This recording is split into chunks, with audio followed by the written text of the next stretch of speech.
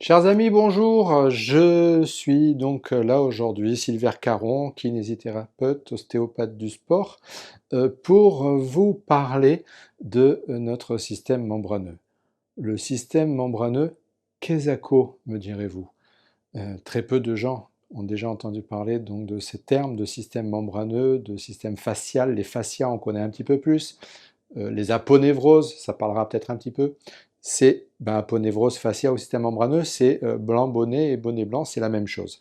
Alors, qu'est-ce que c'est que ce système membraneux? Avant tout, il faut comprendre que notre système membraneux, je dirais, est la clé de voûte de tout notre système d'adaptation, que ce soit une adaptation physique, posturale, aux sollicitations sportives ou autres, ou émotionnelle, de la même façon à toutes les sollicitations dites émotionnelles. Ce qui nous permet de pouvoir nous adapter, entre autres, c'est notre fameux système membraneux. Alors qu'est-ce que c'est que le système membraneux? Vous avez certainement, j'imagine, déjà acheté un poulet cru.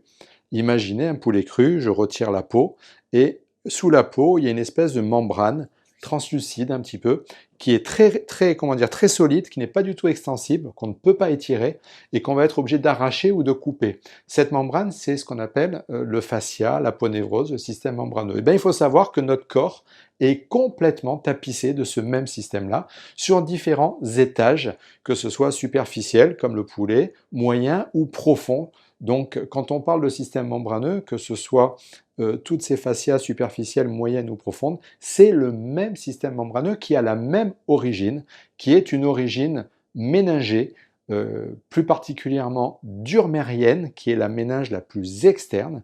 Vous savez, les méninges, ce sont ces membranes qui enveloppent tout notre système nerveux central, donc l'encéphale, la moelle épinière, etc., jusqu'au sacrum, jusqu'au phylum terminal, et qui vont se décomposer en trois parties. Une membrane superficielle, qui vient accrocher à l'os notre système nerveux, c'est la durmère. Membrane méninge moyenne, qui est donc l'arachnoïde, et une méninge plus profonde qui est en contact avec la structure nerveuse, qui est donc l'apimère. Et bien, ces membranes, ces fascias qui est à travers tout notre corps, c'est un petit peu comme ce système ménager, c'est juste une expansion d'une membrane qui est la membrane durmérienne, la plus externe, qui au niveau de la base de notre crâne vient descendre et dans notre développement embryologique vient tapisser, on va dire, comme un petit peu une bougie qui coule et qui vient recouvrir tout ce qui existe. Vous savez, ça vient comme ça vient donc tapisser tous nos organes. C'est ce qui nous donne ensuite le péritoine, la plèvre, toutes ces fascias qui viennent envelopper nos organes, notre foie, notre estomac. Et puis quand ces deux fascias qui enveloppent le foie et l'estomac viennent se toucher, l'accollement vient générer ce qu'on appelle le ligament hépato-gastrique. Et donc, tous ces ligaments sont en fait des accolements de fascia, des accolements de membrane. Et puis ça vient tapisser toutes nos fibres musculaires.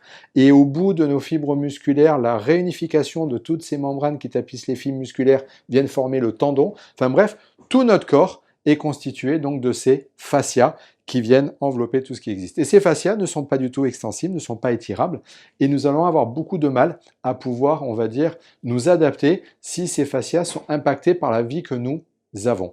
Alors il faut savoir, la première chose qui va impacter ce système membraneux, c'est notre hydratation, ou plutôt je dirais notre déshydratation. Très souvent, nous sommes, sans même le savoir, dans une certaine déshydratation. Pourquoi? Parce que l'eau qui nous hydrate ne vient pas forcément de l'eau que l'on boit, mais principalement de l'eau que l'on mange, les fruits, les légumes, les germés, et que nous sommes en Occident sur une perte, on va dire, de consommation en aliments riches en eau, riches en fibres, et donc de fait très souvent en déshydratation. Et donc cette déshydratation va avoir un impact majeur sur notre système membraneux.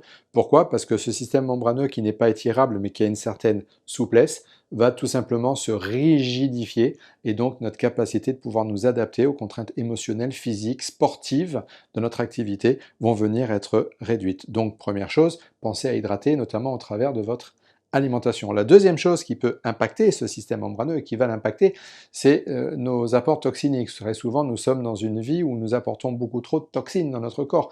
Des toxines alimentaires, des toxines au niveau environnemental, le tabac, la pollution, ce qu'on se met sur la peau, les crèmes qui contiennent des parabènes, les déodorants avec des sels d'aluminium, etc., etc. Tout ça sont autant de toxines, la peau étant notre premier poumon, et c'est autant de toxines qui vont venir rentrer et bien sûr qui vont se localiser où? Principalement dans notre système conjonctif, le système membraneux, le système articulaire et les systèmes musculaires. Donc notre capacité d'adaptation progressivement va venir être limitée, diminuée, tant adaptation émotionnelle qu'adaptation physique dans notre vie de tous les jours, mais surtout et plus que tout dans nos activités sportives et physiques que nous allons avoir.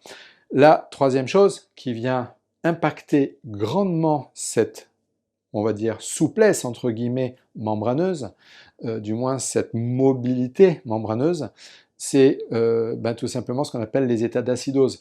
Dès que nous allons être en acidose cellulaire, en acidose tissulaire, l'acidose va venir rigidifier ce système membraneux et donc de fait, nous allons commencer à avoir notre capacité de pouvoir nous adapter à ces contraintes qui vont diminuer grandement et ces états d'acidose sont bien sûr générés aussi par la pollution, par l'environnement, par les prises médicamenteuses comme pour les toxines, mais surtout, plus que tout, par notre alimentation. Le premier vecteur d'acidose cellulaire, ça reste plus que tout notre alimentation, parce que tout le monde ne vit pas dans un endroit pollué, tout le monde ne fume pas, tout le monde ne prend pas des médicaments.